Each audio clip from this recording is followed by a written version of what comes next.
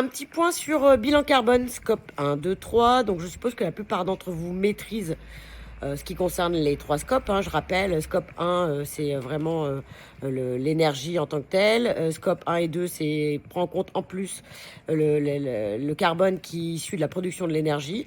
Et puis scope 3, c'est tout le reste. Ça va être le déplacement de vos collaborateurs, par exemple, tout ce qui va être fret entrant, fret sortant, gestion des déchets. Enfin, il y a pas mal de sujets. Et donc, j'ai beaucoup de cas d'entreprises où les bilans carbone sont faits en interne.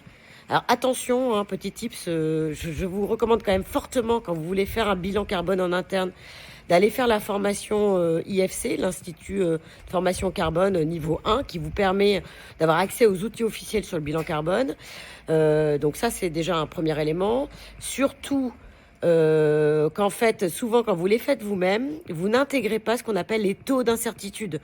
Et donc le taux d'incertitude, c'est que la donnée, en fonction d'où elle provient et de la nature de la donnée, si on l'évalue par exemple, tout ce qui va être l'évaluation monétaire, ce sont des taux d'incertitude très forts de l'ordre de 80%. Et moi je recommande quand même, pour qu'un bilan carbone ait du sens, il faut qu'il soit le plus juste possible. Et donc il faut qu'on ait des taux d'incertitude les plus faibles possibles pour pouvoir prendre les bonnes décisions. Vous comprenez bien que quand une donnée a une incertitude de 80%, en plus ou en moins, ça peut faire des écarts très conséquents en fonction de la taille des entreprises. Donc voilà. Et le bilan carbone, évidemment, ça sert à quoi? Parce qu'on me dit oui, c'est lourd, ça coûte cher. En fait, c'est un diagnostic des principaux postes de dépenses carbone que vous allez avoir, et ça vous permet après de structurer votre plan climat et de regarder en fait là où vous avez le plus d'impact, et du coup d'agir là où vous êtes les plus consommateurs en carbone. Donc voilà le petit tuyau. Je vous souhaite une bonne fin de journée. Salut!